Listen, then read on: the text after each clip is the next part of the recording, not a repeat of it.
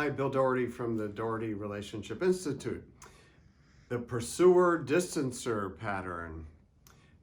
The first couple interaction thing I learned back in the 70s in graduate school. And my advisor used to call it the common cold of marriage and intimate relationships. Somebody, I mean, you know what I'm talking about, right? Pursuer-distancer. Here's my concern about how this intuitively appealing idea has crystallized too much into the notion that somebody's personality or psyche is a withdrawer. And we can really distort the couples therapy if we're not careful about this.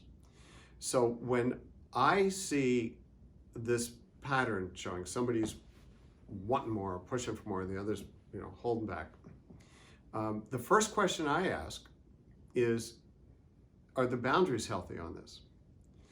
And because some of the times they're not.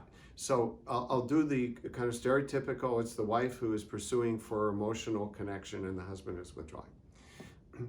Is she invading his boundaries?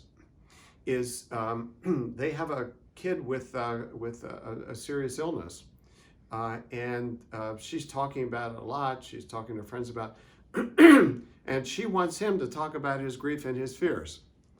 And he's coping in a different way. But she keeps after him on that, and then gets angry and says, "Don't you feel anything? Am I the only one?" And he backs up and backs up and backs up. There's a boundary issue there.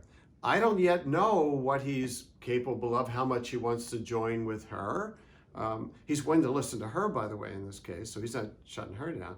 But she wants a more intimate partner to talk about feelings related to the serious illness of the child. And he's not doing it for her, and she's pursuing him. If we take that as a pursuer-distancer pattern, like that, where we have to get him to come forward more and her to back up a bit, kind of a classic, that's a behavioral thing. Or if we're doing somewhat more, in-depth, more intrapsychic stuff, we want to get at his attachment issues from his past that make him become, curl up as a turtle. That may be there, but that's not what I'm seeing here, folks. What I'm seeing is a boundary invasion. I'm seeing what she's doing with her anxiety, for understandable reasons, is wanting to fuse with him, wanting him to be a mini her. And that's not him.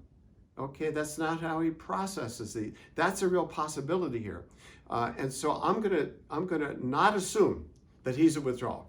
I'm not gonna assume that, okay?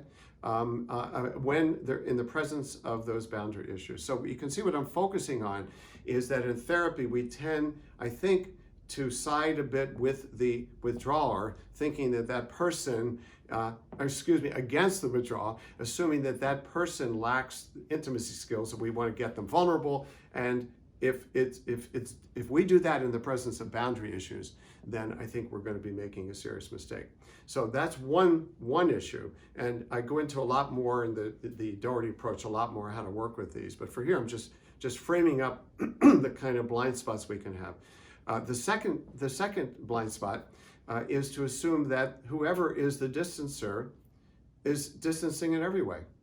And we know that's not the case so often, that they can balance out pursuer distance. So again, in the stereotyped example, the husband wants more sexual intimacy.